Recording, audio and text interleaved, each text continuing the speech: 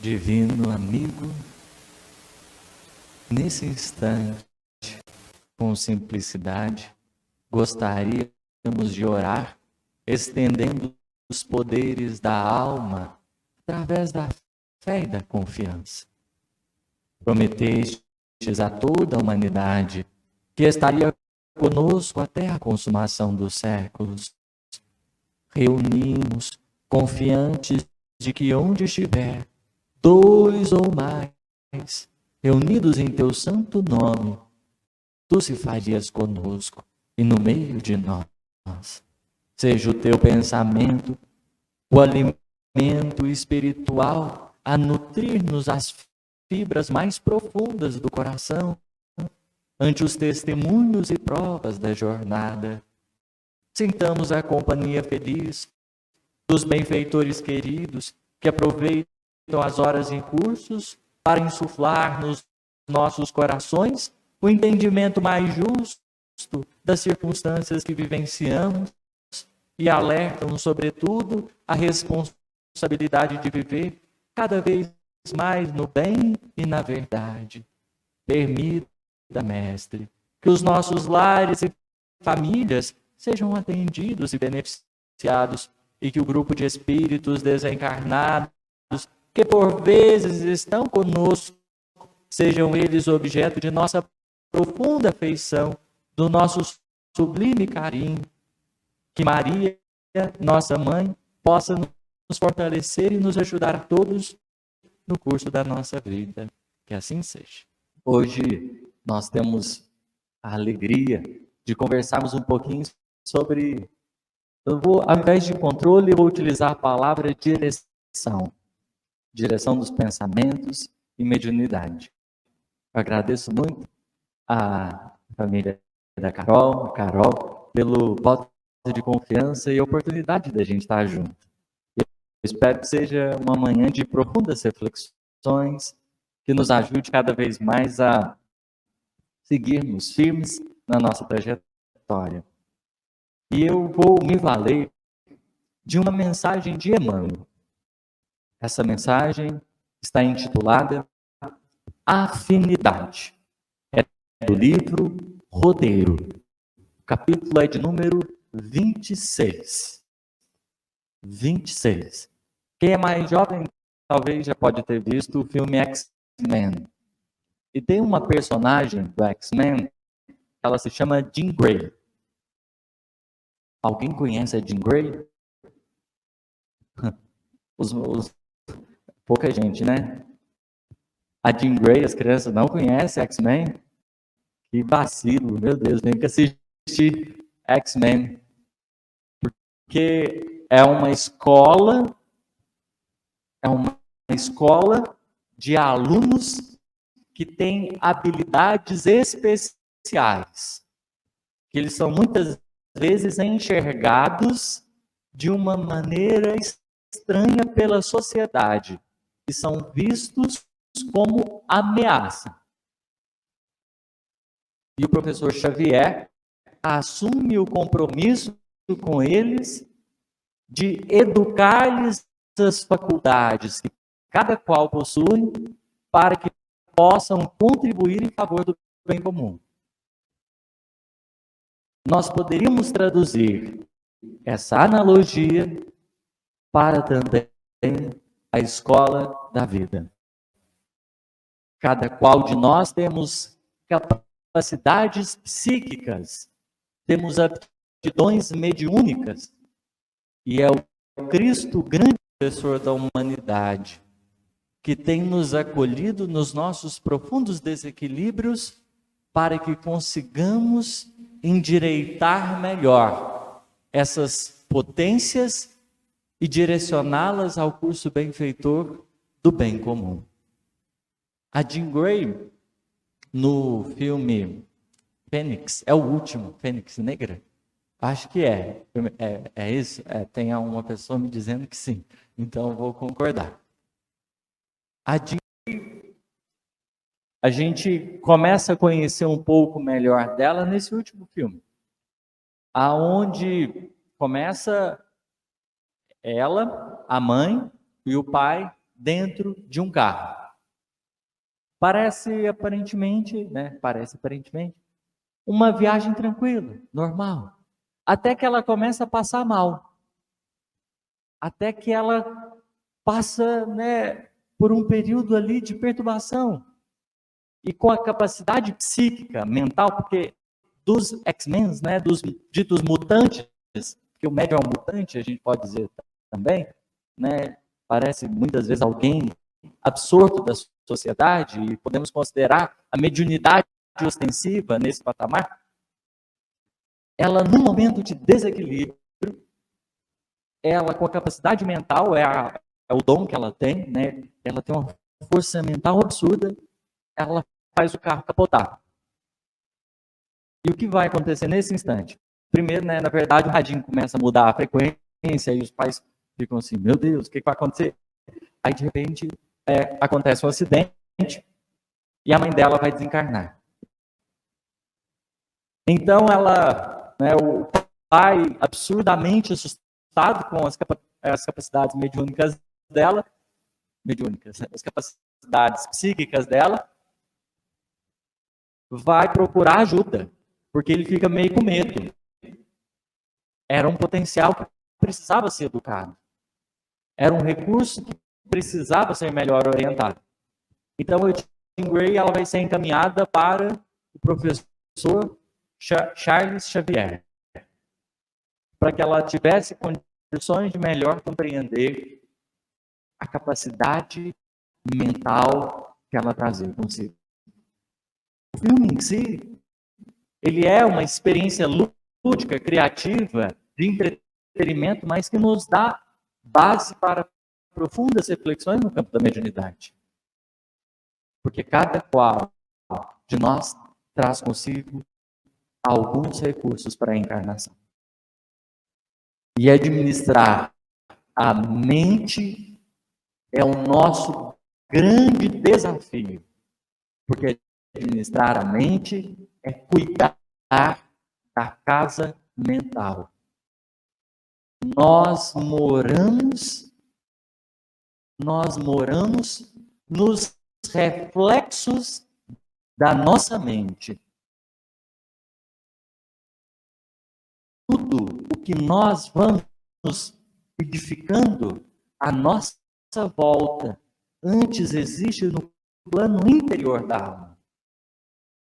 Pelas luzes do Espiritismo, nós vamos compreendendo um pouquinho melhor o compromisso conosco mesmo. Nós, cada um de nós, é responsável por si mesmo. Lá no Livro dos Espíritos, por exemplo, na lei de liberdade, há o item liberdade de pensamento. Liberdade de pensamento. Quanto tempo que é mesmo? 50. Tá. É só para eu não engatar aqui. Depois, se tiver uma aguinha. Perfeito. Há um item intitulado liberdade de pensamento. E os espíritos vão considerar que nós temos liberdade ilimitada no pensar. Ilimitado. Então, não tem nenhum limite no pensamento. Você pode pensar o que quiser. Como quiser. Do jeito que quiser. Você é totalmente livre no plano do pensamento. Isso é bom, isso é ruim. Porque não tendo limites, você pode se envolver nas mais profundas enrascadas e ciladas que você pensar. Essa é a primeira informação que a gente deve recordar aqui hoje. Você é totalmente livre para pensar. Para agir, nem tanto. Mas para pensar, sim. Então, cuidar dessa casa mental, cuidar daquilo que a gente cultiva na mente é indispensável. Só que existe uma outra informação que a gente precisa anotar aqui. Nós nunca pensamos sozinhos. Nós nunca pensamos sozinhos. Você pode iniciar uma ideia, mas você nunca pensa sozinho. Emmanuel, por exemplo, no livro Pensamento e Vida, ele vai nos trazer algumas informações muito interessantes. E tem uma frasezinha dele que ele diz assim: em todos os domínios do universo vibra, pois, a influência recíproca. Tudo se desloca e renova sobre os princípios de interdependência e repercussão. Interdependência e repercussão.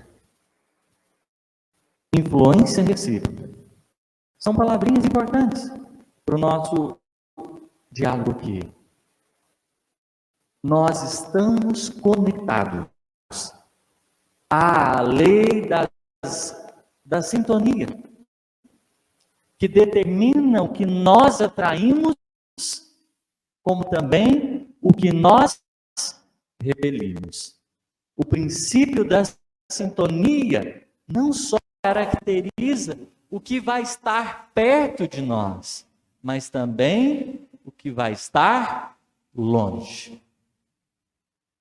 A partir do momento que pensamos, nós penetramos determinada faixa e nos ligamos a outros tantos corações.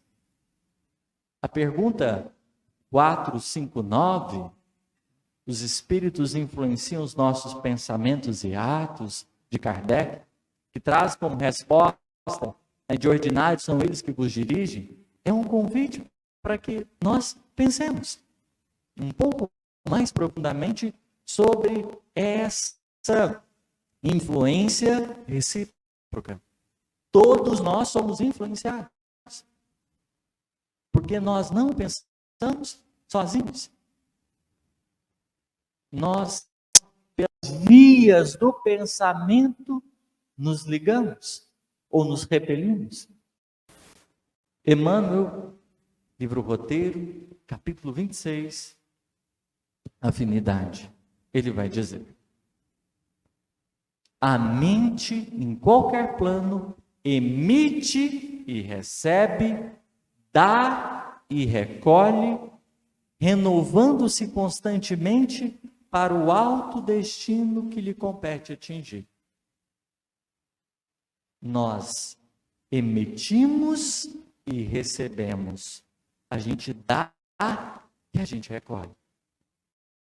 A gente influencia e é influenciado. Nós emitimos alguma coisa, mas também é influenciado. Imaginemos o convívio, porque mediunidade é convívio com os espíritos.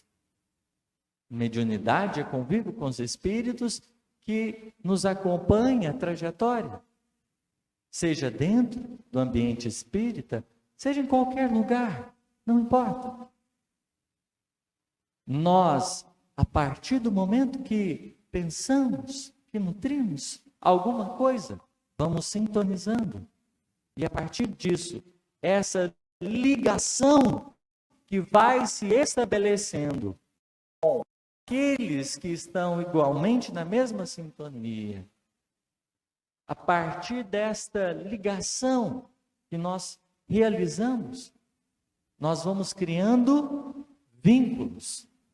A obsessão é um tipo de vínculo, como também o processo da assistência espiritual é um tipo de vínculo. Quanto mais nós vamos sustentando os vínculos da alma,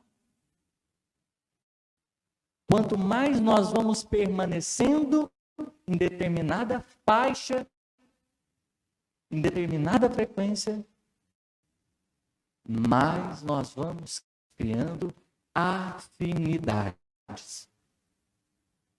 Então a gente precisa pensar sobre esses dois conceitos: sintonia e afinidade. Quando a gente está aqui no centro, muitas vezes a gente é chamado o quê? A sintonizar com uma parte que nós estamos, à medida que pensamos, sempre sintonizando, nos ligando a um grupo de corações e de almas. A grande questão é que a afinidade é essa faixa que você permanece por mais tempo. Imaginemos o seguinte, um exemplo. Eu vim olhando a natureza. É muito bonito, né? As paisagens do Carmo até aqui. É ordinário. Porque a gente fica extasiado, a gente se sente assim, interiormente tocado, né? E a gente entra numa outra sintonia. Só que aí, o Anjinho da Guarda, enquanto estava lendo algumas mensagens e tudo, olhando a paisagem, aí ele foi e propôs uma reflexão. Quanto tempo você conseguiria ficar no meio da natureza sem sentir-se entediado? Uma pergunta. Eu todo maravilhado, assim, nossa, que coisa boa. Quanto tempo eu conseguiria permanecer ali sem ficar entediado? Quanto tempo você conseguiria sustentar uma frequência mais alta? Quanto tempo? É nessas horas que eu fico pensando no Chico, gente. Ele começava a psicografar de tarde e a parar de madrugada. O fenômeno mediúnico não é um botão que você liga e desaparece. O fenômeno mediúnico acontece e esse alguém é o médium. Porque se você tira a tomada da televisão, acaba tudo. Então nenhuma manifestação mediúnica, ela se sustenta se não há combustível pessoal. E aí a gente tem o desafio. Quanto tempo a gente consegue ficar concentrado?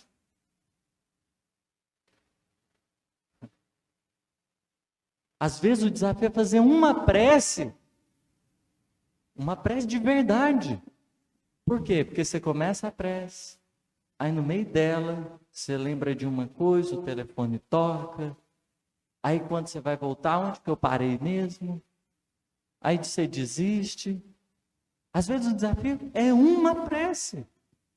Uma prece de qualidade já alteraria o clima do nosso dia.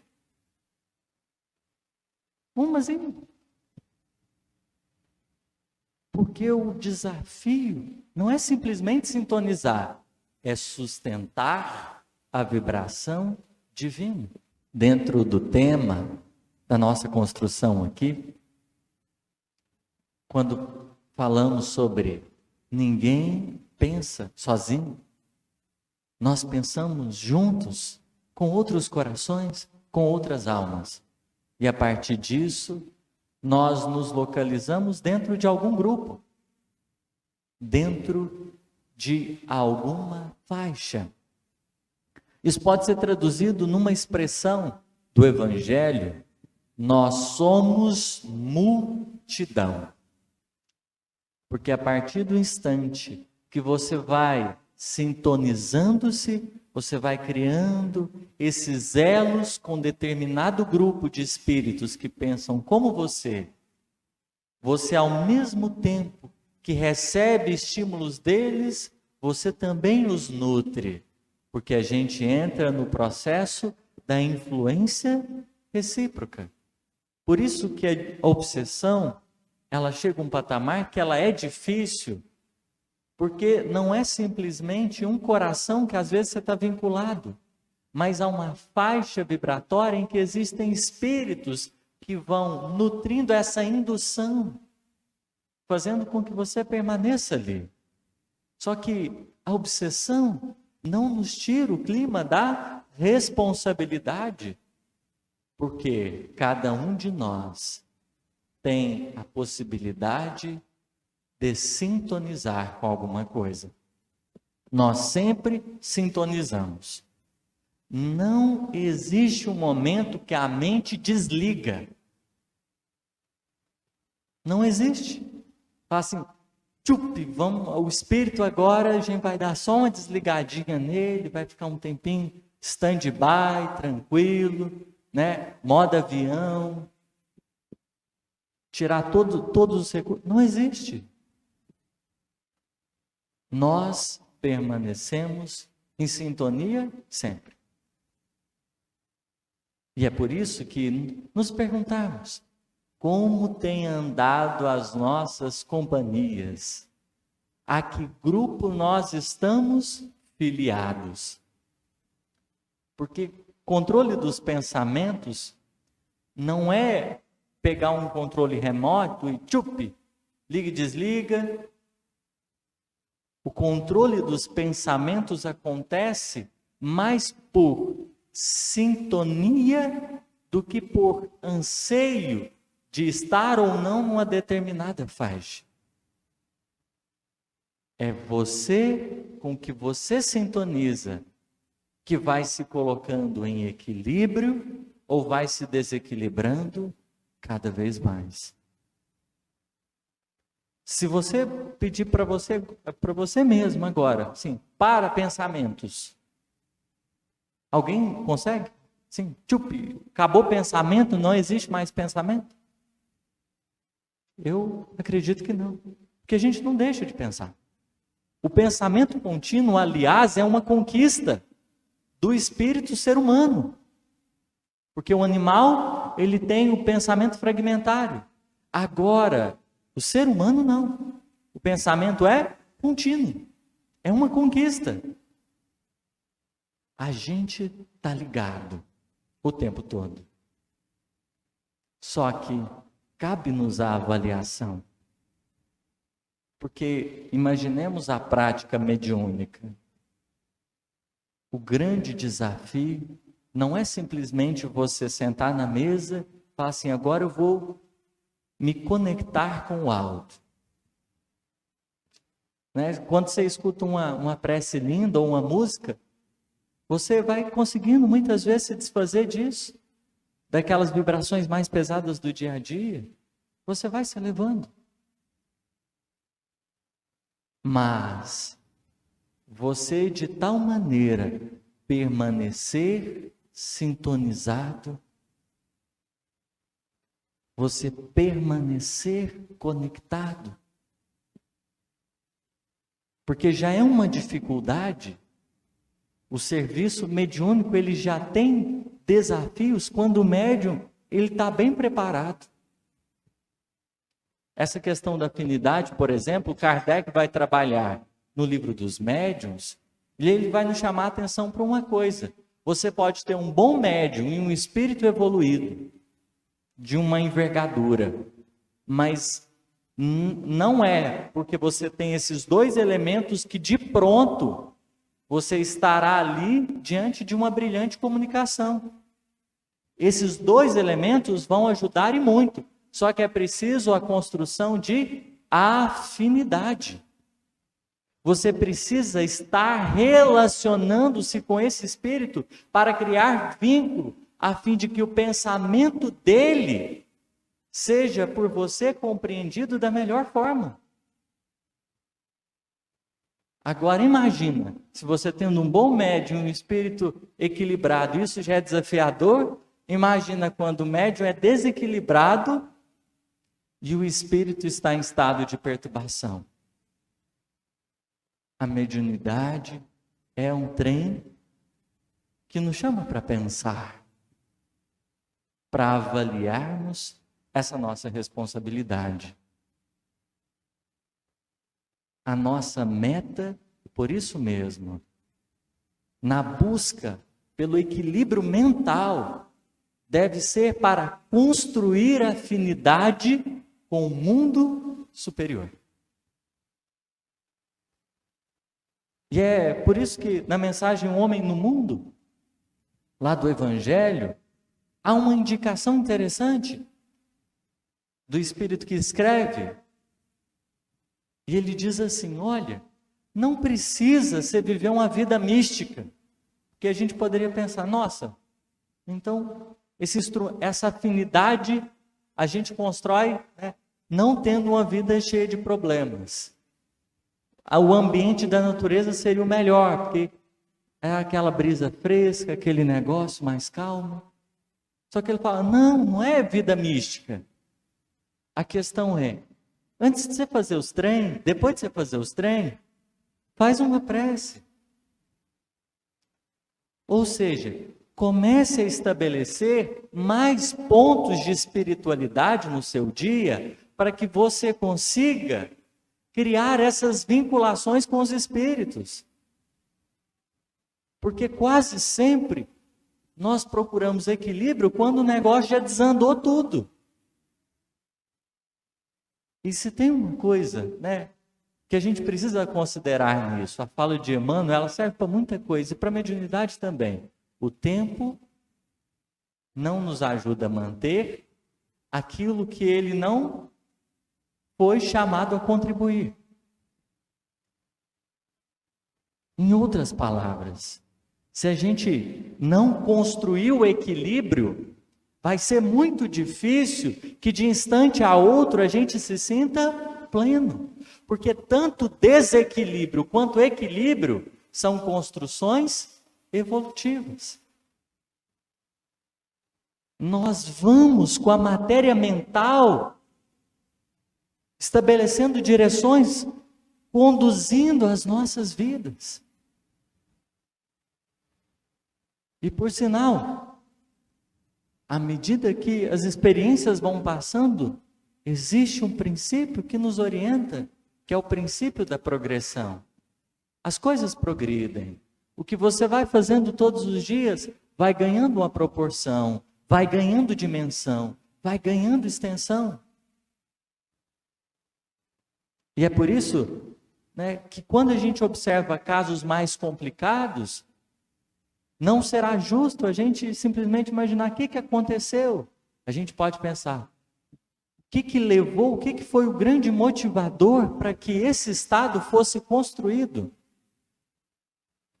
O reequilíbrio é também uma construção. Jesus, ele conta uma parábola muito interessante. Tinha um homem que sofreu a visita de um espírito imundo. E o espírito imundo fez uma bagunça danada e saiu. O espírito imundo saiu porque ele estava desejoso de alimentar-se. Ele saiu, foi para o deserto. O morador da casa, ele retomou a situação. Em retomando a situação, ele deu uma organizada naquilo que tinha acontecido. O espírito imundo, ele deu uma organizada e saiu de novo da casa. O espírito imundo chamou outros 7 amigos. Aí veio todo mundo. Jesus termina a parábola contando, olha, esse homem ficou pior do que ele estava. Antes era só um. Da segunda vez veio 7. Observemos. Se você só sintoniza no centro, você é semelhante a esse espírito. Que os obsessores fazem o trabalho deles no dia a dia. Na hora que você vem para o centro, eles ficam lá de fora, vai dar as voltinhas deles, vai encontrar com outros amigos. Aí você está aqui, toma o passe, escuta a palestra, aquela coisa boa. Você pensa assim, tá tudo bom. A casa vai ficar varrida, adornada, bonitinha. A gente sai daqui como se estivesse em região superior. Só que aí você sai ali para de fora. Eles te pegam de couro. às vezes não precisa nem chegar em casa, no carro mesmo você já está aprontando um escarcéu assim. Por quê? A gente não construiu afinidade com os espíritos benfeitores. Então, só sintonizar um momento não resolve. Porque o grupo que a gente faz parte é aquele que a gente estabeleceu esses vínculos. Aqueles que a gente chama para perto quase o dia inteiro. Aqueles que a gente está acostumado a se corresponder. Porque pensar, sintonizar é chamada de vídeo. Que você faz para um monte de pessoas. Que vão nesse momento dar de si e receber algo de você. Só que é preciso convermos que a afinidade é curso do tempo. Então a gente às vezes pode ficar pior do que estava antes. E ao invés de olhar para a gente, estou melhorando do jeito que eu precisava. A gente às vezes pode olhar e falar, meu Deus, o que está acontecendo? Não está resolvendo nada, né? O centro lá é fraco, os médium passistas é tudo fraco. Às vezes não. Porque ninguém vai conseguir realizar o trabalho que é nosso. Como o professor Xavier, por exemplo, no filme X-Men, ele não fazia o trabalho para nenhum dos mutantes. Mas ele inseria-os numa rotina de aprendizado consciente. É por isso que lá na Revista Espírita, a gente tem uma mensagem do Espírito diferente, Louis Nivardi, eu não sei pronunciar os nomes não, né? Parece alguma coisa com isso. Alguma coisa disso. E ele vai falar sobre a responsabilidade moral. Nós temos uma parcela de responsabilidade indispensável nisso tudo. E aí ele vai nos chamar a atenção para a necessidade do exercício intelectual. Mas aqui não pensemos no exercício intelectual como sendo simplesmente um enriquecimento do cérebro. O exercício intelectual que ele está falando aqui, que Emmanuel, ele vai também nos chamar a atenção no pensamento e vida, ele diz respeito a uma outra coisa. A necessidade do estudo, da reflexão. Quantos de nós temos dedicado um pouquinho de tempo para estudar?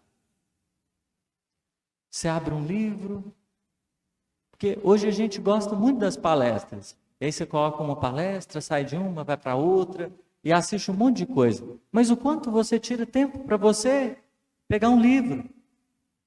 Você senta e vai refletir e vai pensar.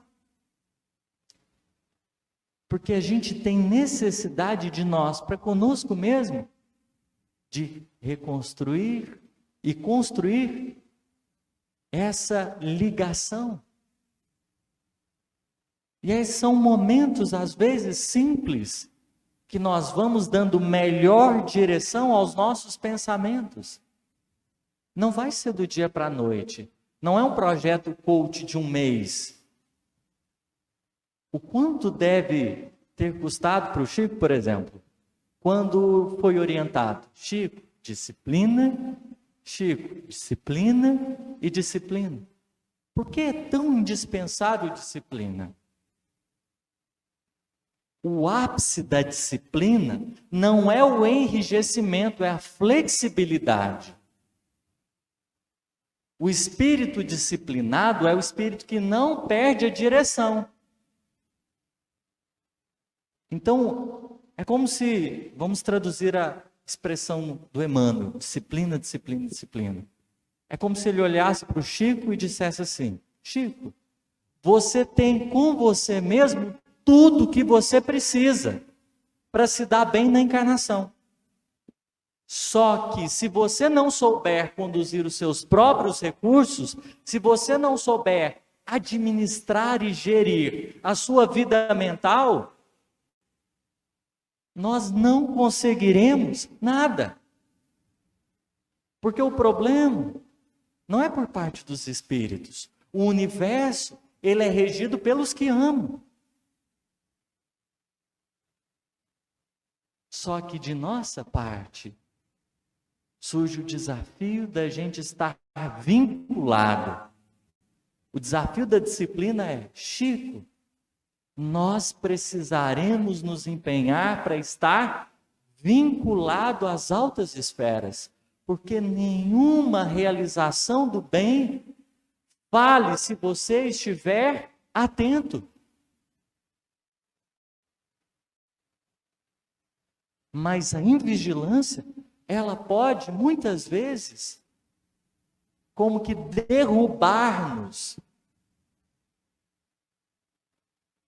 Então, com a disciplina, o que o Chico foi fazendo? Ele foi estabelecendo vínculo com as esferas superiores.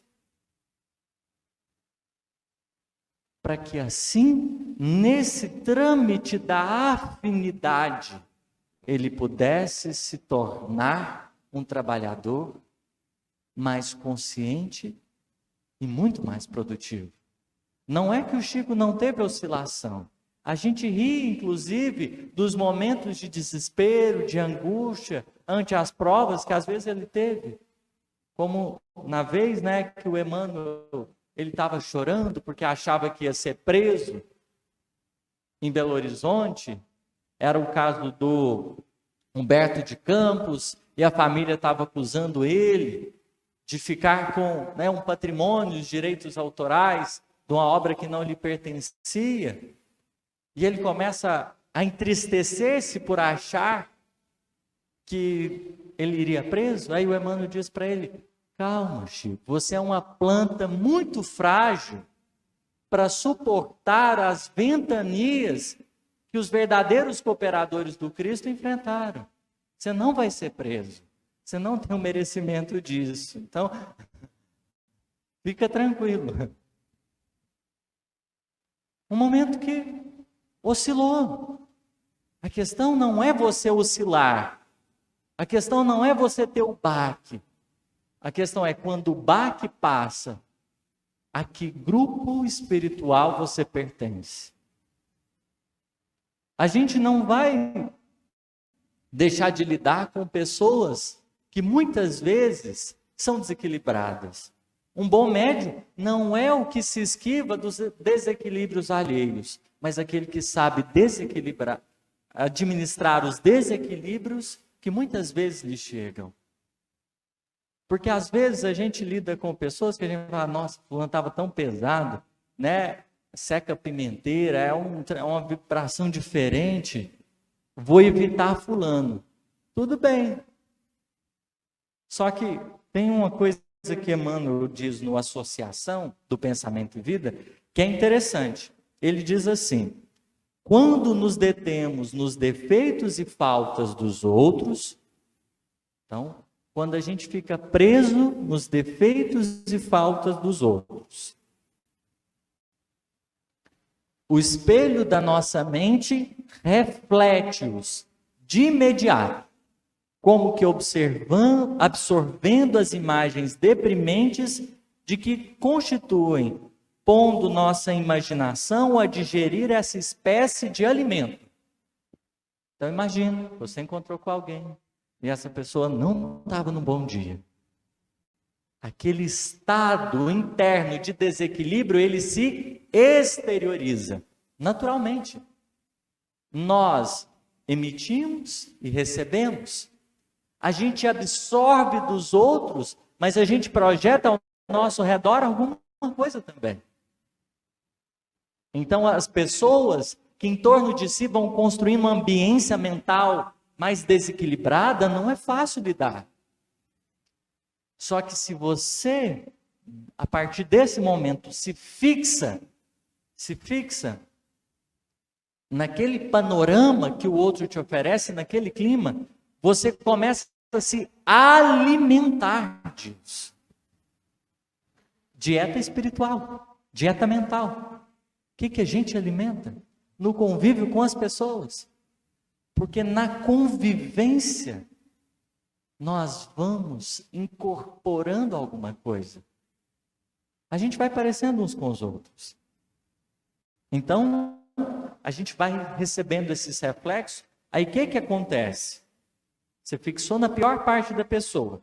Emmanuel vai dizer, é por essa razão que geralmente os sensores do procedimento alheio, ou seja, quem cuida demais da vida dos outros, é porque o Emmanuel é bonitinho, né? Para falar de algumas coisas. Os sensores do procedimento alheio, quem cuida da vida dos outros, acabam praticando as mesmas ações que condenam no próximo.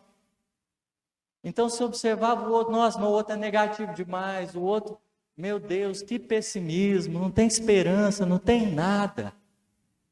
Aí, de repente, está lá você, repetindo as mesmas coisas.